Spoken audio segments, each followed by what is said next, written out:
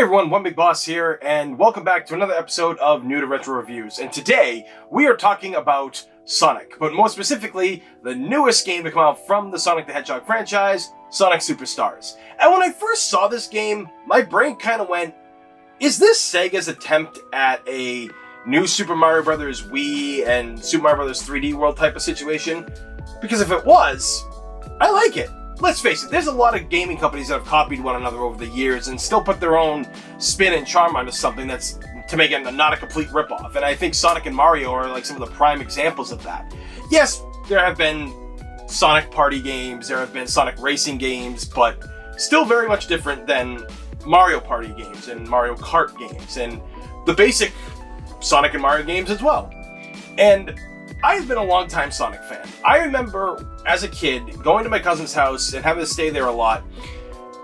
We always would go to my older cousin's room when he left to go hang out with his friends, and we would, pick the lock, get into the room, and play the original Sonic the Hedgehog. And I was always blown away because I didn't know a lot of people that had a Genesis back in the day. A few people did. My best friend Stick, when he lived across the street, he had one. Our buddy Josh, who lived in the house next to him, he had one too. I had a Super Nintendo and a PlayStation, that kind of thing. But I really do love the old school style of Sonic the Hedgehog. And when Sonic Generations kind of went back to that, I was like, oh man, that's really cool. We get to play the old style. We get to play in the new style. We get to have the old style play in the new style. Things like that is what really made the game special to me. And well, there's a lot of elements in Generations in this game, and there's a lot of elements from the old era of Sonic in this as well. Now, does it stand toe-to-toe with Sonic Mania? I don't really think so. But I still feel that the gripes that I'm going to talk about in this video, I still think this game is a pretty good game. And that's what we're going to talk about here today. So, get your shoes on, guys. We got to go fast because this review is happening right here, right now. This is the review for Sonic Superstars. Here we go. So Sonic and Friends are back and have their own unique playstyles for you and your friends to try out. Sonic doesn't have much aside from his speed and spin dash that he got from Sonic Mania. It's Sonic the Hedgehog. Do I really need to explain anything else about him? It's probably the character that a lot of people are going to play. Tails does what Tails always does. Flies high and finds areas that Sonic can't get to, and, well, he can also actually take out enemies with his tail attack. Not any kind of forward tail attack, but anybody that's coming from above him, and I think that's actually kind of a cool little thing that he has. Knuckles is probably the one that you want to play as the most because he can get through the areas of almost any level super easy, but at the same time, if you want to do the exploration, which is what I really feel that he's in here for, you got to play as Knuckles because he could find areas that the other cast members might not be able to get to. Even Tails might not be able to reach some of these areas. So, yeah, play as Knuckles if you want to find the Chaos Emeralds and any kind of secrets. And of course, there is Amy Rose, and she's essentially the easy mode for this game. She's got a spinning hammer attack, she's got a double jump, and I feel that this character is kind of the easy mode if you play with friends, or maybe someone who's not really good at Sonic, or maybe you have a little brother or sister that want to play the game with you, you let them be Amy. And I think that's kind of cool for them to do for a game like this. It's pretty inventive in that way, I think. And the music, well, it's here. June and T-Lopes worked on the music, and both have very different styles and brought something different to the table. And it's one of those things where I guess you could say bringing it to the table is they brought two meals to the table that don't exactly work with one another, right? It's something that you just wouldn't see. Like someone brings meatloaf and the other person brings spaghetti, and it just doesn't complement one another. And I think that's kind of the issue here because both these music masters are great at what they do. I really do love their music, but I think when it comes right down to it, at least when it comes to this game, maybe just one person should have been in charge of it and the other have gotten left out. I don't know. For me, the songs just don't hit. Again, they're not terrible in any way, shape, or form, but they don't really just scream Sonic music to me in that aspect. I feel it's safe music. It's a safe music choice that they did that just works out okay, like very mid-like, Again, that's just my opinion on that. I maybe I'm wrong, but I know a few other people have been a little vocal about this, so yeah, better luck next time. Again, I love these guys. I love the work that they do. They're phenomenal, but it just didn't stick the landing this time, in my personal opinion. The stages. Now, this is a pretty interesting way to do stages because in this one, the levels go all over the place versus the traditional left or right to get you to the end of the level. This adds more for exploration, so maybe during your first playthrough you aren't going to find all the gold and blue rings hidden around, but for the most part, it's pretty awesome. I actually like this. This does a lot for the game in terms of replay value.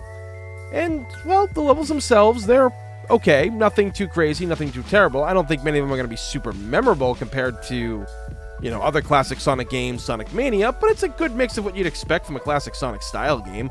And I got to admit, I had some really good favorite levels here. The Pinball Carnival Zone, obviously, those ones pretty much in any Sonic game are going to be absolutely amazing. The Lagoon City Zone is also a really good one, and I really did love Cyber Station Zone. That one is a lot of fun to play. It's a little bit hectic and crazy, but all in the right ways. A very good mix of what I think a Sonic level should be, for the most part. And yeah, it works. So choose which character you think is going to be great for the zones that you go through, and try to find all the rings that you can. And speaking of rings, the gold and blue rings warp you to a brand new special zone where you can swing around like you're Spider-Man, and you got to catch the Chaos Emerald. And honestly, I like this. This was kind of a different mode than I think of what we're used to, but it did get challenging as the Emerald Challenge went on. I really found myself struggling at certain points. There was one that I was playing as Knuckles, and it got tough to get that Emerald, and I did get it at the last second, but man, that was some really interesting thinking on how they were doing it. And a lot of people have said that they didn't like how the lock-on technology worked for this, and I think I can understand why they feel like it, but at the same time, I don't think it's actually a bad thing. I think it's all about how you position yourself, being high in the sky and such. Either way, I think it's a good bonus zone. I do miss the, collect all the blue orbs and such. I do really miss that from back in, Sonic 3, Sonic and Knuckles era, but it's pretty awesome. And speaking of the old Sonic games, one of the other bonus areas to help you get the Sonic coins is the special zone for the Chaos Emeralds in Sonic 1. Yeah, they brought that back, and man, I don't know if this has been done in any other Sonic game, because there are a lot of Sonic games that I still haven't played, but they revamped everything. They reinvented the wheel, and honestly, I think it's better than the first Sonic zones, in my personal opinion. But there's a lot of ways that things can go wrong. There's a lot of challenges. You can flip the board, literally flip the board to get rid of hazards or accidentally bring them back, depending on what you do. It's a great mode to play, and it's honestly probably my favorite thing in this, because even if I don't care about getting the coin, I just want to do the challenge. I want to challenge myself and get through here, and I think it's really awesome, and hopefully you guys will think that as well. But yeah, it's pretty damn awesome. The Emeralds themselves this time around are very interesting, as they all have different abilities to help Sonic and team, get through any situations that they need, or find certain things that they'll need. I mean, there's one that you get that literally goes full Naruto and lets you summon shadow clones, and these things can be very helpful in, taking out enemies, getting you through boss battles, because they can break a lot of the boss battles, and you're going to be using this a lot. And yeah, I can understand why some of these are pretty good, because some of them allow the characters like Amy and Sonic to get to areas that maybe only Knuckles and Tails could get to. They have different abilities. There's ones that can find hidden platforms. There's ones that can help you get right up a waterfall. It's very reminiscent to what Sonic Colors did with the powers of the Wisps back in the day.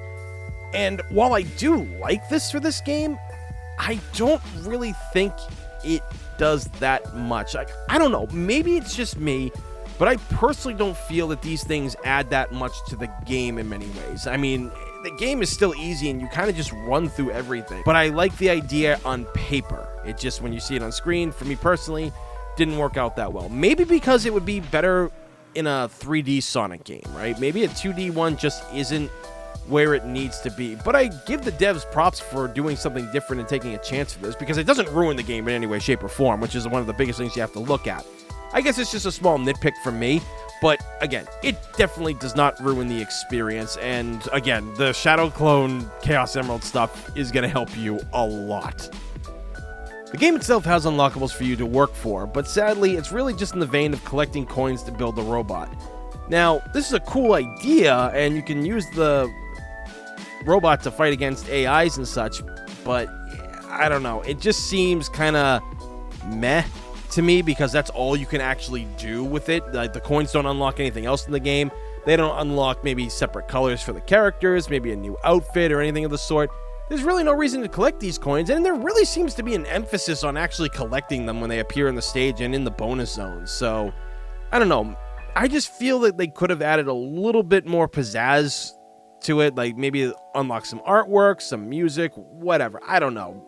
It's just, it feels weird that there's not a little bit more to unlock. But the other modes in the game that are here are pretty good from what I played, and maybe it'll keep you busy for a little bit. But there is an unlockable character that you can get that kind of changes the game a little bit because, well, this character has their own abilities, much like every other cast of characters do, and it might be worth going through and playing another time.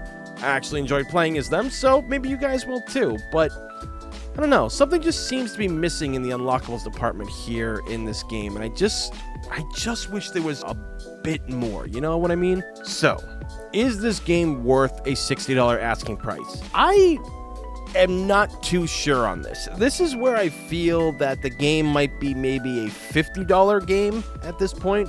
I'm definitely glad it's not a $70 game like a lot of the other video games that get put out these days. But I feel that for everything this thing tries to do and what it borrows from, I kind of feel like Generations and Mania did the job a bit better. Now again, there's really nothing wrong with the game as in terms of it plays very well, it controls very well, and the characters do feel like, well, as they should in your hands. And I didn't really see any glitches along the way, and, well, yeah, it's a fun game. Now, I will admit, because I have no friends, I did not actually get to play the multiplayer aspect of it, which is what drew me to this game, because it kind of reminded me of the new Super Mario Bros. Wii games that came out years ago, and I thought, okay, cool, this might work. But I also don't think that it will work for Sonic, and I've heard some people say that it doesn't because of just what Sonic is about, and yeah, maybe it doesn't, but the holiday is coming very soon, so maybe you'll be able to get the game dirt cheap. Maybe it'll go on sale somewhere. But I think, you know what? No. I know that what I feel right now could be changed if I had people to play this with, because unfortunately, for the main story mode, you can't actually play with friends. It is kind of a bummer in that aspect. There is no online play for it. It's only couch co-op. Now, as someone who grew up during that era of couch co-op, that's awesome. But I'm also 36 years old now, and it's hard to get my friends to actually leave their busy lives to come here and play video games. So, I don't know. Give this game a shot if you're a Sonic fan, and give it a shot if you're still unsure, because I still think that this game deserves to be played. I think it's still a fun game despite my gripes with it, and it's probably an even better game when you get your friends together. So, give it a shot, and maybe your opinion will be a lot different than mine. And there you have it. That is the review for Sonic Superstars, and yeah, I got issues with it. This thing I feel could have been a lot better, and I think it's also a prime example of the team that worked on Sonic Mania, why they should be allowed to make games. Now, again, despite my faults, I still think people should play this game. Is it worth that $60 asking price? Hell no. I personally do not think that it is. $40 maybe, but if you can get some friends together, play it with each other. I have no friends, so it wasn't a possibility. I have friends, but obviously life as a 36-year-old man when your friends are the same age as you, it's hard to get everybody together these days. But maybe, just maybe, that co-op is what's going to make the difference and make it worth a $60 game. I'm not sure, but either way, it seems like it's a fun idea. And I would love to revisit this game with some friends at some point on stream, and maybe I will. But either way, that's the review there, folks. So with that being said, please thumbs up and subscribe because it's free. In this day and age, free is a damn good thing. As always, everybody, thank you for watching. I'm One Big Boss, and I will see you all next time. Hey everyone, thanks for watching. If you could give this video a thumbs up and a share, helps the channel out big time. Give me a follow on Twitter and Discord where I'm most active. Links down below in the description. Also, I stream on Twitch, so if you'd like to see me play a bunch of new to retro games, well, click down below, give it a follow, greatly appreciate it.